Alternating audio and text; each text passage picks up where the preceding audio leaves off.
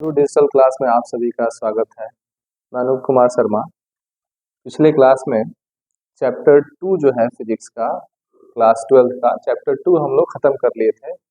आज chapter 3 start कर रहे हैं, करंट इलेक्ट्रिसिटी। ठीक है, तो इस चैप्टर में हम लोग सबसे पहले ये समझने का प्रयास करेंगे कि इलेक्ट्रिक करंट क्या होता है, कैसे प्रोड्यूस होता है, इलेक्ट्रिक करंट का कारण क्या है, किस वजह से इलेक्ट्रिक करंट फ्लो करता है, उसका इफेक्ट क्या होता है ना, ओम्स लॉ, ड्रिफ्ट वेलोसिटी। इस तरह से करते हुए हम लोग इस चैप्टर को फिनिश करेंगे। बहुत सारा टॉपिक है इसमें। तो आज की इस क्लास में हम लोग समझेंगे व्हाट इज इलेक्ट्रिक करंट।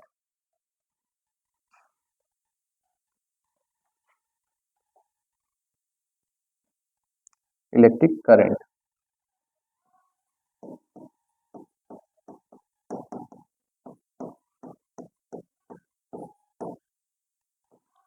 ठीक है। Electric current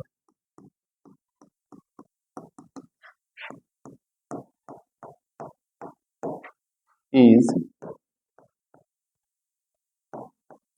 caused by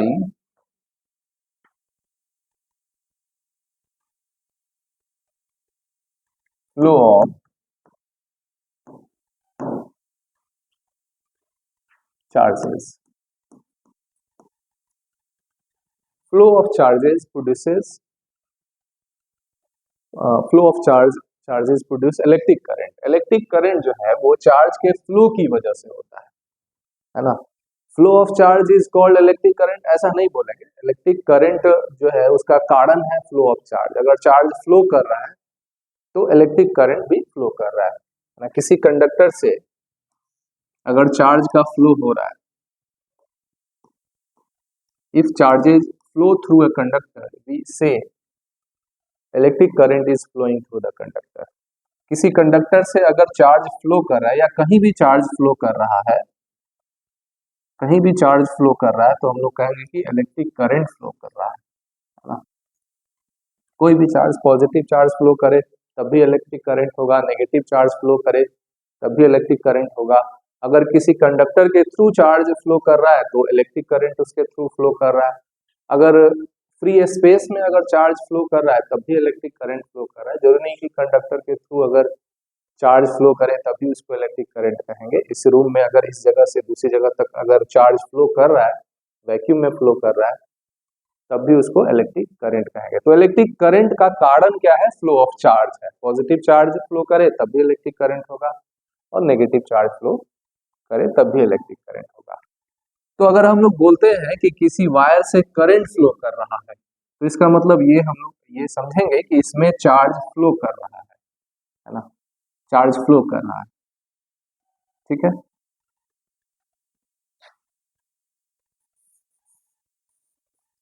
conventionally the direction of flow of electric current is taken along the direction of flow of positive charge and is taken opposite to the direction of flow of negative charge. Electric current का जो flow होता है वो conventionally माना गया है कि जैसे पॉजिटिव चार्ज है तो पॉजिटिव चार्ज का फ्लो इधर की तरफ है, तो हम लोग ये कहा गया है कि इलेक्ट्रिक करंट भी इधर फ्लो कर रहा है। इलेक्ट्रिक करंट को आई से डिनोट करेंगे। तो इलेक्ट्रिक करंट का डायरेक्शन पॉजिटिव चार्ज के फ्लो के अलोंग लिया जाता है और नेगेटिव चार्ज के फ्लो के अपोजिट लिया जाता है। नेगेटिव चार्ज इधर फ्लो कर रहा है तो हम लोग ये कहेंगे कि इलेक्ट्रिक करंट इधर की तरफ फ्लो करता है। वो कन्वेंशनली है और इसका बहुत रीजन नहीं है, कुछ साइंटिफिक रीजन नहीं है, इसमें ऐसे लिया गया है कि हम लोग इसके अपोजिट भी लें तो कोई फर्क नहीं पड़ता है साइंस को ना, फिजिक्स को इससे कोई फर्क नहीं पड़ेगा। तो इन जनरली हम लोग पॉजिटिव चार्ज का जिधर फ्लो होगा, जनरली नहीं यही माना भी गया है, पॉजिटिव चार्ज का जिधर फ्लो होगा इलेक्ट्रिक करंट का फ्लो उधर ही लिया जाएगा और नेगेटिव चार्ज का जिधर फ्लो होगा उसके अपोजिट इलेक्ट्रिक करंट का फ्लो लिया जाएगा। ठीक है, कंडक्टर के केस में, कंडक्टर के केस में इलेक्ट्रॉन का फ्लो होता है क्योंकि कंडक्टर के पास बहुत सारा फ्री इलेक्ट्रॉन्स होता है, तो उसका इलेक्ट्रॉन क्या होता है कि एक खास डायरेक्शन में फ्लो करता है इलेक्ट्रॉन। ठीक है, तो कंडक्टर में करंट का कारण है इलेक्ट्रॉन का फ्लो करना, ठीक है ना। तो इस कंडक्टर में अगर इलेक्ट्रॉन इधर फ्लो कर रहा है तो करंट का डायरेक्शन इधर की तरफ होगा, ठीक है। जब हम लोग किसी कंडक्टर को एक पोटेंशियल डिफरेंस देते हैं उसके एंड्स के बीच में या बैटरी से कनेक्ट करते हैं, तो ये जो कंडक्टर में पहले से फ्री इलेक्ट्रॉन्स मौजूद हैं वही फ्लो करने लगता है। ये बैटरी चार्ज को फ्लो नहीं, चार्ज को पंप नहीं करता है, या फिर इलेक्ट्रॉन ये नहीं भेजता है। इलेक्ट्रॉन पहले से इसमें मौजूद होता है, फ्री इलेक्ट्रॉन्स।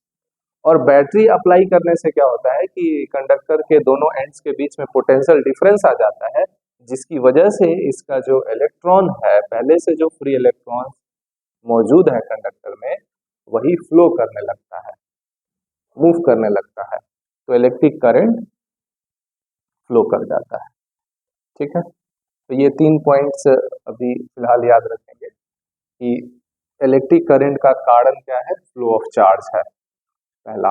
दूसरा क्या है कि इलेक्ट्रिक करंट का जो डायरेक्शन है वो पॉजिटिव चार्ज के फ्लो के अलोंग लिया जाता है कन्वेंशनली, और नेगेटिव चार्ज के फ्लो के अपोजिट लिया जाता है।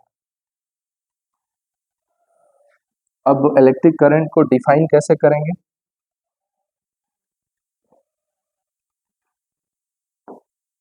कोई कंडक्टर कंसीडर करें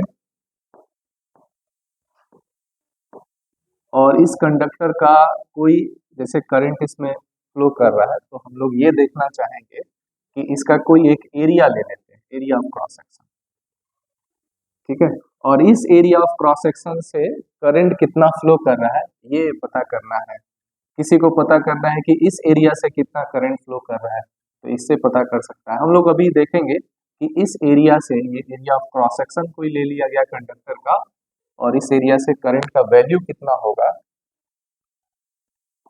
ठीक ना। तो सपोज कर लें कि इससे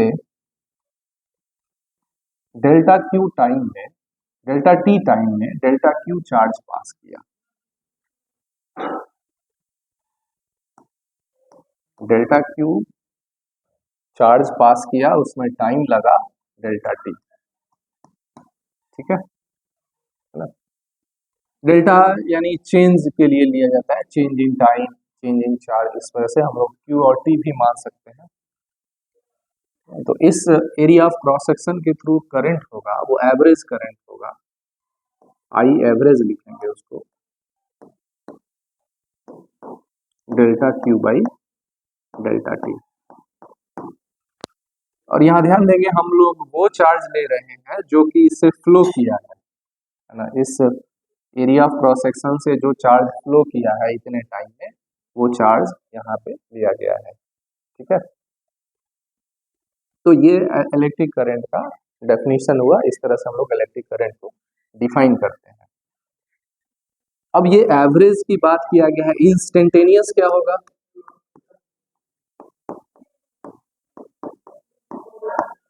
instantaneous electric current,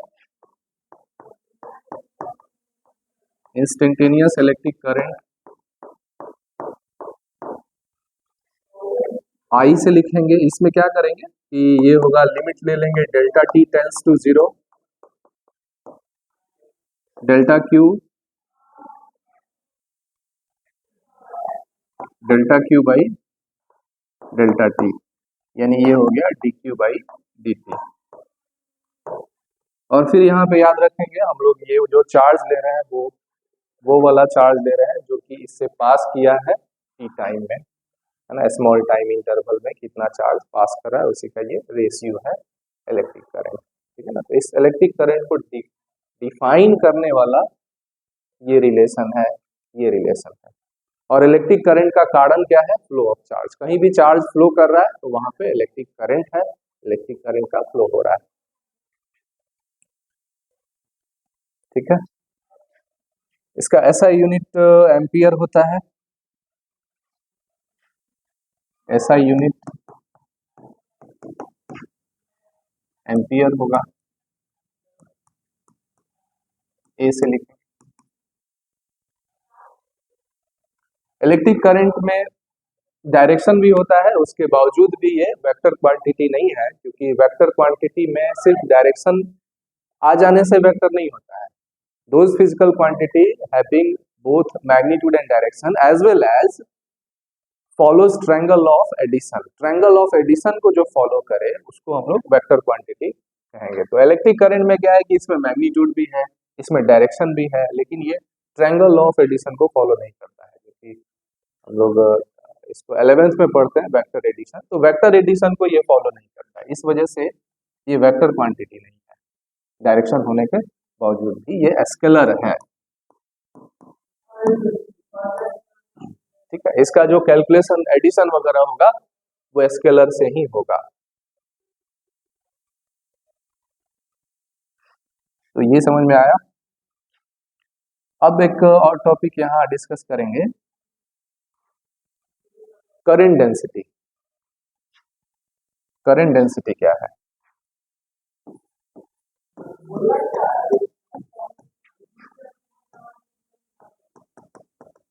current density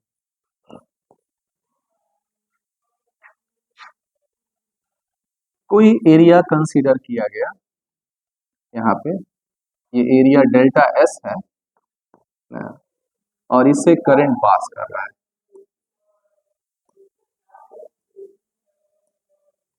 current pass कर रहा है और करंट जो पास कर रहा है वो आई करंट पास कर रहा है। इस एरिया से टोटल करंट, इस एरिया ऑफ क्रॉस सेक्शन से टोटल करंट आई पास कर रहा है और ये जो करंट है वो इस एरिया पे परपेंडिकुलर है। तो इस एरिया के थ्रू करंट डेंसिटी क्या होगा? करंट डेंसिटी को जे से लिखेंगे। जे इज इक्वल टू होगा आई बाई डेल्टा एस। ठीक है, करंट डेंसिटी हो जाएगा आई बाई डेल्टा एस। क्लियर है? अब अगर कोई करंट इस तरह से पास कर रहा है,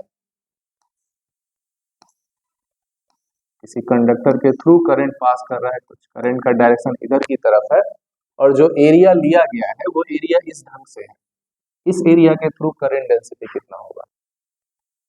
यहाँ पे क्या है कि यहाँ पे करंट ऐसे है, करंट का फ्लो ऐसे हो रहा है किसी कंडक्टर के थ्रू या फिर फ्री स्पेस में वैक्यूम में करंट का फ्लो इधर की तरफ हो रहा है और इस एरिया के थ्रू करंट डेंसिटी निकालना है। तो दोनों एरिया में अंतर है, दिख रहा है।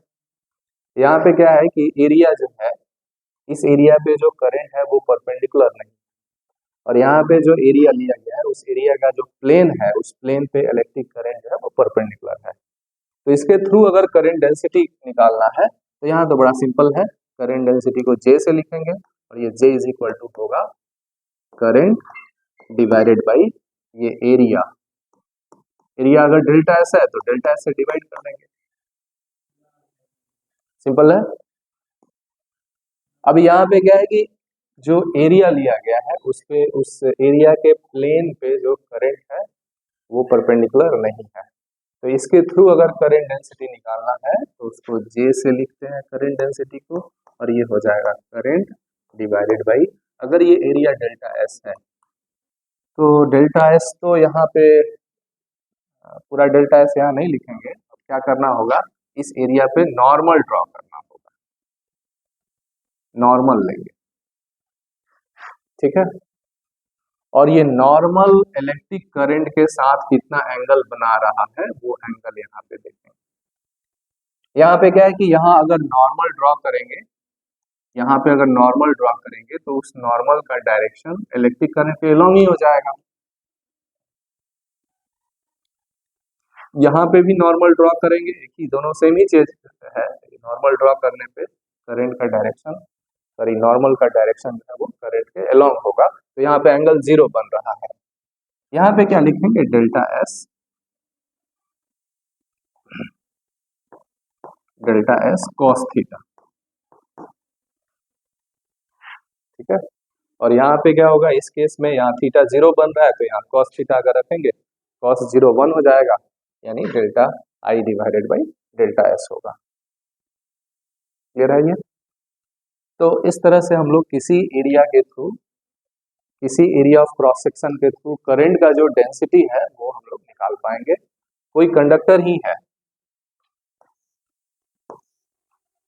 और इससे करंट का फ्लो हो रहा है, और कोई ये एरिया ले लिया जाए और कहा जाए इस एरिया के थ्रू करंट डेंसिटी कितना होगा। तो यहाँ हम लोग देख रहे हैं कि इस एरिया पे करंट जो है, एरिया का जो प्लेन है उस प्लेन पे इलेक्ट्रिक करंट परपेंडिकुलर नहीं है। अगर परपेंडिकुलर होता तो करंट डिवाइडेड बाई ये एरिया ले लेते, और कौन सा करंट, इस एरिया से जो करंट पास कर रहा है वो वाला करंट, है ना। तो अभी क्या करेंगे कि यहाँ नॉर्मल ड्रॉ करेंगे। तो ये नॉर्मल करंट के साथ थीटा एंगल बना रहा है, तो इसके थ्रू करंट डेंसिटी हो जाएगा J is equal to I divided by delta S cos theta, ठीक है ना, डेल्टा एस कॉस थीटा, ये करंट डेंसिटी होगा। क्लियर है। तो अब इसमें एक और टॉपिक आज पढ़ेंगे हम लोग, जो कि बड़ा फेमस है, क्लास 10th में भी आप लोग पढ़ते हैं, ओम्स लॉ, है ना। ओम्स लॉ भी डिस्कस करेंगे।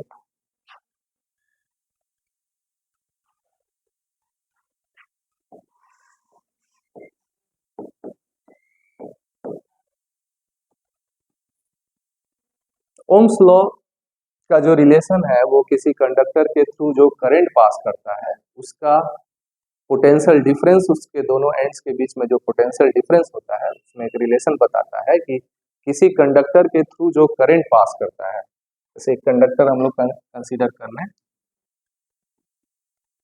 और इस कंडक्टर के एक एंड का पोटेंशियल VA है और दूसरा जो एंड है इसका पोटेंशियल VB है।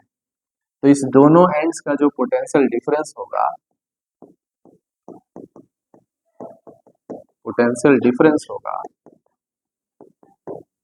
वो हो जाएगा VA माइनस VB या VB माइनस VA। मान लो ये सपोज कीजिए कि VA is greater than VB,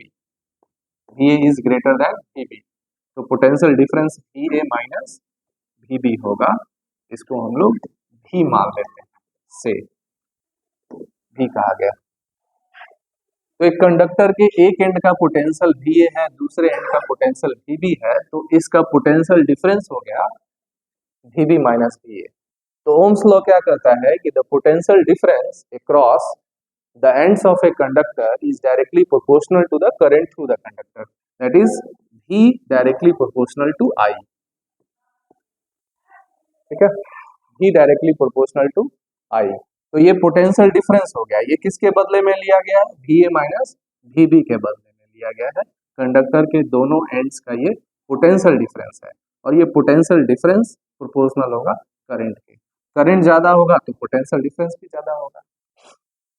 कई बार स्टूडेंट ऐसा बोलते हैं कि सर हम लोग ऐसा लिख सकते हैं कि नहीं, आई प्रोपोर्शनल भी लिख सकते हैं, कोई प्रॉब्लम नहीं, करंट भी जो होगा, लेकिन जब ये प्रोपोर्शनल का साइन हटाएंगे तो जो कांस्टेंट यहाँ लगेगा वो कांस्टेंट यहाँ नहीं लगेगा, है ना। यहाँ पे लोग गलती करते हैं, यहाँ कांस्टेंट, ये प्रोपोर्शनल का साइन हटा करके यहाँ कांस्टेंट आर लिख देते हैं, तो V is equal to I R हो जाता है, और वही आर यहाँ पे नहीं होगा। फिर यहाँ अगर प्रोपोर्शनल का साइन हटाएंगे तो यहाँ भी कांस्टेंट होगा, लेकिन वो आर ही हो ऐसी बात नहीं है, यहाँ कुछ और कांस्टेंट लग जाएगा। तो इस दोनों को भी हम लोग लिख सकते हैं, ठीक है।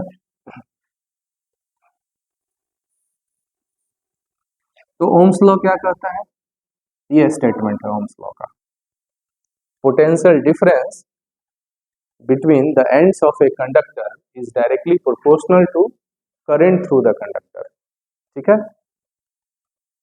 अब ये प्रोपोर्शनल का साइन अगर हटाएं तो V इक्वल टू यहाँ एक कांस्टेंट आ जाएगा और उस कांस्टेंट को R से लिखा जाता है। R से क्यों लिखा जाता है, C से क्यों नहीं लिखा जाता है, C से भी लिख सकते हैं, R से इसे लिखने का कारण है कि ये V इक्वल, अगर एक कांस्टेंट यहाँ C लिख दें और I लिख दें तो I इज इक्वल टू होगा, ये कांस्टेंट इधर डिवाइड होगा, V बाई C होगा, तो इसके चूंकि बढ़ने से ये घटेगा, करंट घटेगा, तो ये क्या एक तरह का फ्लो है, तो इसके बढ़ने से ये फ्लो कम हो रहा है, तो ये रेसिस्ट कर रहा है, रोक रहा है, रुकावट पैदा कर रहा है, जिसको हिंदी में प्रतिरोध बोलते हैं। तो इस वजह से इस कांस्टेंट का नाम रेसिस्टेंस रखा गया। रेसिस्टेंस इसलिए क्योंकि इसके बढ़ने से करंट कम होगा, और करंट क्या है, फ्लो ऑफ चार्ज है। तो यहाँ से हम लोग ये लिख सकते हैं कि V is equal to Ri, where R is the resistance of the conductor, and the value of resistance not only depends on the nature of material of the conductor but also depends on the dimension of the conductor. ये जो R का जो value है वो सिर्फ इसके material पे depend नहीं करता है कंडक्टर के, बल्कि कंडक्टर के डायमेंशन पे भी डिपेंड करेगा R. तो ये ओम्स लॉ हो गया है ना. इसको इक्वेशन अगर फर्स्ट लिखें तो हम लोग कह सकते हैं equation first is known as Ohm's law. Ohm's law. Equation first को ही हम लोग ओम्स लॉ कहते हैं. ठीक है. और R जो है the constant R is called resistance.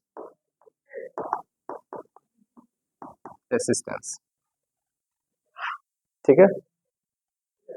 और इसका वैल्यू जो है रेसिस्टेंस का वैल्यू कंडक्टर जो लिया गया है उसके मटेरियल पे डिपेंड करेगा, किस मटेरियल का कंडक्टर है, कॉपर है, एल्युमिनियम है, आयरन है. उसके साथ साथ इसके डायमेंशन पे भी डिपेंड करेगा. मटेरियल जो वायर लिया गया है उसका थिकनेस क्या है, एरिया ऑफ क्रॉस सेक्शन क्या है, लेंथ क्या है, इस पे भी डिपेंड करेगा, है ना. तो रेसिस्टेंस का वैल्यू मटेरियल के साथ साथ डायमेंशन पे भी डिपेंड करेगा. इसका ऐसा यूनिट क्या है कि इसी जो ओम्स थे उन्हीं के सम्मान में रेसिस्टेंस का ऐसा यूनिट ओम लिया गया है. वैसे दूसरा अगर यूनिट लिखना चाहे तो ये वोल्ट हो गया, ये एम्पियर हो गया, तो वोल्ट पर एम्पियर भी लिख सकते हैं. ऐसा यूनिट ऑफ आर लिख दे रहे हैं, आर इज ओम, और इसके लिए एक खास सिंबल है ऐसा. ठीक है. तो ये बात भी समझिए कि इसके बढ़ने से करंट का वैल्यू कम होगा. I इज इक्वल टू क्या हो जाए V/R. ठीक है. करंट के फ्लो को ये कम करेगा, इसके ये बढ़ेगा तो करंट का फ्लो जो है वो कम होगा, करंट का वैल्यू कम होगा. अब रेसिस्टेंस को समझते हैं कि किसी कंडक्टर का जो रेसिस्टेंस होता है वो उसके डायमेंशन पे किस तरह से डिपेंड करता है, उसके एरिया ऑफ क्रॉस सेक्शन के बढ़ने से या घटने से उस पर क्या असर होगा.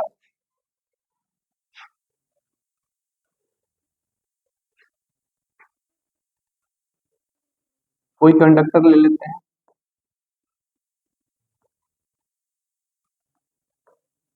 कंडक्टर के लेंथ को L से लिखते हैं और इसका जो एरिया ऑफ क्रॉस सेक्शन है उसको A से लिखा गया है. तो जो रेसिस्टेंस होगा वो डायरेक्टली प्रोपोर्शनल होगा लेंथ के.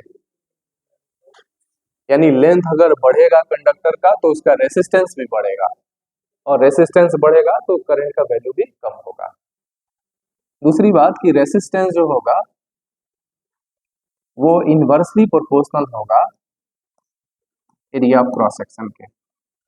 एरिया ऑफ क्रॉस सेक्शन के ये वाला एरिया है ना, कंडक्टर का जो एरिया ऑफ क्रॉस सेक्शन है उसके बढ़ने से रेसिस्टेंस का वैल्यू घटेगा. तो एरिया ऑफ क्रॉस सेक्शन अगर ज़्यादा लिया जाए तो रेसिस्टेंस कम होगा.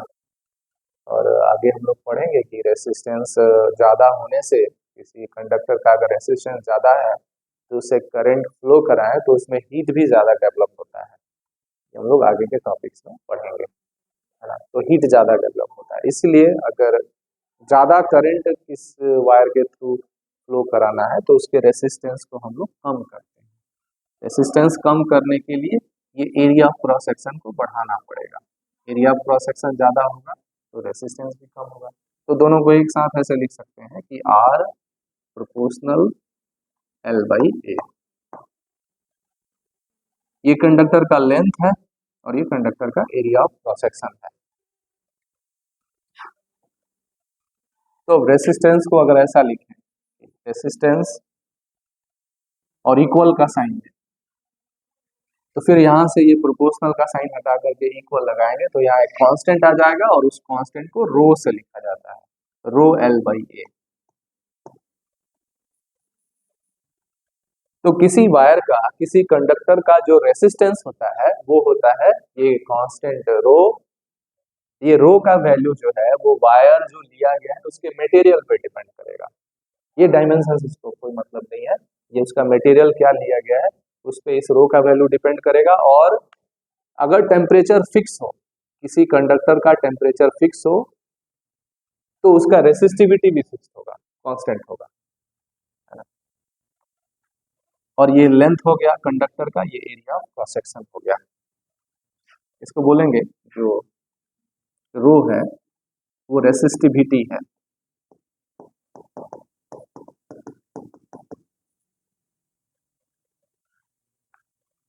और for a given temperature the resistivity of A given material remains constant. Temperature अगर फिक्स है, कोई मटेरियल अगर यूज किया जाए, सपोज कीजिए कि ये कॉपर है, कॉपर का कोई मटेरियल है, इसका अपना एक रेसिस्टिविटी होगा। कोई एल्युमिनियम का मटेरियल है तो एल्युमिनियम का एक अपना रेसिस्टिविटी होगा। तो ये रेसिस्टिविटी इसका कांस्टेंट रहेगा, फिक्स रहेगा। कब? जब इसका टेम्परेचर फिक्स है। टेम्परेचर बढ़ाने से कंडक्टर का रेसिस्टिविटी बढ़ेगा, है ना। अगर इसका टेम्परेचर बढ़ाएंगे तो रेसिस्टिविटी बढ़ेगा, लेकिन अगर टेम्परेचर को फिक्स कर दें तो ये जो रेसिस्टिविटी है किसी मटेरियल के लिए, इसका ये इसको इसके लेंथ से, इसके एरिया क्रॉस सेक्शन से कोई मतलब नहीं है। कॉपर है तो कॉपर का एक फिक्स रेसिस्टिविटी होता है एक फिक्स टेम्परेचर पे, एल्युमिनियम का एक फिक्स रेसिस्टिविटी होता है एक फिक्स टेम्परेचर पे, है ना। तो उस वजह से हम लोग कह सकते हैं कि किसी वायर का रेसिस्टेंस वायर के मटेरियल, ये तो मटेरियल पे डिपेंड करता है, तो वायर के मटेरियल के साथ साथ उसके डायमेंशन पे भी डिपेंड करेगा। डायमेंशन का मतलब है कि उसके लेंथ पे, एरिया ऑफ क्रॉस सेक्शन पे भी डिपेंड करेगा रेसिस्टेंस, ठीक है। तो ये रेसिस्टिविटी हुआ। तो आप इसको नोट कर सकते हैं कि फिक्स टेम्परेचर पे किसी मटेरियल का रेसिस्टिविटी फिक्स्ड होता है।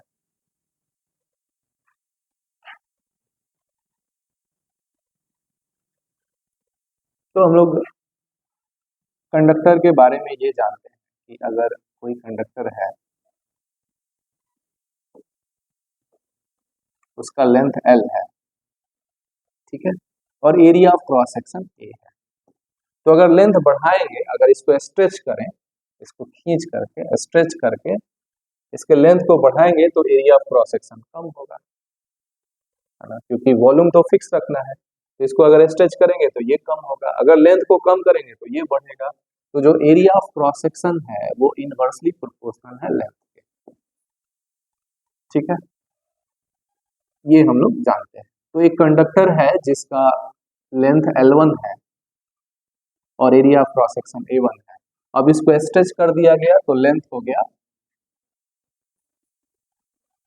इसका लेंथ हो गया, कम कर दिया गया या फिर ज्यादा भी किया जा सकता है, वो लेंथ हो गया L2 और एरिया ऑफ क्रॉस सेक्शन हो गया A2, ठीक है। तो चूंकि एरिया ऑफ क्रॉस सेक्शन और लेंथ में जो रिलेशन है वो एक दूसरे का इनवर्सली प्रोपोर्शनल है, तो यहाँ से हम लोग लिख सकते हैं कि L1 by L2 is equal to R2 by R1 लिख सकते हैं। सॉरी, R2 नहीं, A2 लिखेंगे, यहाँ लिख सकते हैं A2 बाई A1, ठीक ना। फिर से लिख दे रहे हैं इसको, L1 by L2 is equal to A2 by A1, इस रिलेशन को हम लोग लिख सकते हैं, क्योंकि लेंथ जो है वो इनवर्सली प्रोपोर्शनल है एरिया ऑफ क्रॉस सेक्शन के। तो यहाँ पे जो पहला कंडक्टर है इसका अगर रेसिस्टेंस लिखना चाहें तो रेसिस्टेंस को R1 से लिखते हैं, इज इक्वल टू रो, रो इसका रेसिस्टिविटी है, रो L1 बाई A1, ये फर्स्ट इक्वेशन हो गया। इसका अगर रेसिस्टेंस लिखना चाहें तो लिखेंगे R2 is equal to rho L2 by A2। अब यहाँ दोनों इक्वेशन में रो सेम रखा गया है क्योंकि मटेरियल सेम है, तो इसका वैल्यू मटेरियल पर डिपेंड करता है। तो इस वायर को स्ट्रेच करके इसके लेंथ को L2 कर दिया गया। एरिया ऑफ क्रॉस सेक्शन भी चेंज कर जाएगा, तो उसको A2 लिख दिया, इसको सेकंड इक्वेशन लिख सकते हैं। और मटेरियल तो दोनों सेम ही है, तो दोनों को अगर डिवाइड कर लें from equation first divided by equation second, तो डिवाइड करेंगे तो ये हो जाएगा R1 by R2 is equal to, ये रो कैंसिल हो जाएगा, ये आ जाएगा इसमें। इसको अगर डिवाइड करें तो हम डायरेक्ट लिख दे रहे हैं यहाँ पे L1 बाई A1, और ये चूंकि डिवाइड हुआ है तो इनटू हो जाएगा यहाँ पे A2 बाई L2। ठीक है, फिर यहाँ से लिख सकते हैं R1 by R2 is equal to, इसको लिखते हैं L1 by L2 into A2 by A1। Same ही चीज लिख दिए यहाँ पे, L1 के नीचे L2 लिख दिए और इसके नीचे A1 कर दिए, एक ही चीज हुआ। अब इस रिलेशन से देखेंगे कि R1 by R2 is equal to A2 by A1 की जगह पर हम लोग L1 बाई L2 लिख सकते हैं इस रिलेशन से। तो यहाँ लिख देंगे L1 by L2 into L1 by L2, ये हो जाएगा R1 by R2 is equal to L1 by L2 का होल स्क्वायर। ठीक है, तो अगर किसी वायर को स्ट्रेच करेंगे तो उसका रेसिस्टेंस कितना से बढ़ जाएगा या परसेंटेज इंक्रीज इन रेसिस्टेंस कितना होगा, इस रिलेशन से कैलकुलेट किया जा सकता है। जैसे आप समझिए कि कोई वायर है, ठीक है, यहाँ पे थोड़ा जगह बना लेते हैं।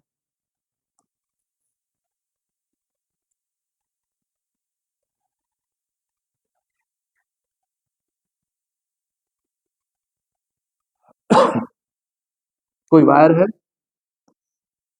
जिसका रेसिस्टेंस है 2 ओम और लेंथ L है।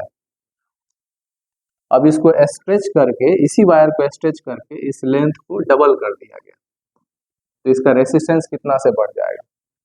कई बार हम लोग जल्दीबाजी में बोल देते हैं कि रेसिस्टेंस डबल हो जाएगा, 4 हो जाएगा, जबकि ऐसा बात नहीं है। सिर्फ लेंथ बढ़ाने से लेंथ के साथ साथ एरिया ऑफ क्रॉस सेक्शन भी घटेगा, और जो रेसिस्टेंस है वो लेंथ के साथ साथ एरिया ऑफ क्रॉस सेक्शन पे भी डिपेंड करता है। तो हम लोग इसका यूज कर सकते हैं कि इनिशियल जो रेसिस्टेंस है वो 2 है, डिवाइडेड बाई बाद वाला रेसिस्टेंस वो R ले लेते हैं या R2 ले सकते हैं, equal to length. Length initial length L है और बाद में उसको स्ट्रेच करके डबल कर दिया गया, 12 कर दिया गया, और उसका स्क्वायर भी है। ठीक है, तो ये L से L कैंसिल हो जाएगा, ये 2 by R2 is equal to, ये 1 बाई 2 का स्क्वायर 1 बाई 4 हो जाएगा। तो जो रेसिस्टेंस होगा फाइनल रेसिस्टेंस R2 वो हो जाएगा 8 ओम। ठीक है, 8 ओम हो जाएगा, ये ओम का सिंबल है ऐसे। तो जब वायर के लेंथ को हम लोग डबल करेंगे तो रेसिस्टेंस का वो शुरू में 2 ओम है तो बाद में 8 ओम हो जाएगा। ठीक ना, इसका यूज कर सकते हैं। और अगर इससे रिलेशन को एरिया ऑफ क्रॉस सेक्शन की जगह पे लिखना है, एरिया ऑफ क्रॉस सेक्शन के लिए लिखना है, तो यहाँ R2 बाई R1, यहाँ पे L1 बाई L2 की जगह पर A2 बाई A1 लिख सकते हैं। तो A2 बाई A1 का होल स्क्वायर हो जाएगा, यानी वो रिलेशन बन जाएगा R1 by R2 is equal to A2 by A1 का होल स्क्वायर। तो एरिया ऑफ क्रॉस सेक्शन के लिए टर्म में लिखना है तो ये लिख सकते हैं, और लेंथ के टर्म में ये लिख। ठीक है, तो आज के इस क्लास में हम लोग ये सीखे कि इलेक्ट्रिक करंट क्या होता है। ये बड़ा कॉमन सा वर्ड है इलेक्ट्रिक करंट, इसका यूज भी हम लोग पूरा करते हैं। तो इलेक्ट्रिक करंट क्या होता है और इसका कारण क्या होता है, फिर उसके बाद करंट डेंसिटी हम लोग देखें कि करंट डेंसिटी किसी एरिया के थ्रू कैसे कैलकुलेट करेंगे, और उसके बाद बड़ा फेमस रिलेशन है ओम्स लॉ, इसको स्टडी किए। ठीक है, अब अगले क्लास का टॉपिक होगा ड्रिफ्ट वेलोसिटी, इसको हम लोग नेक्स्ट क्लास में देखेंगे। आज के लिए इतना ही, धन्यवाद।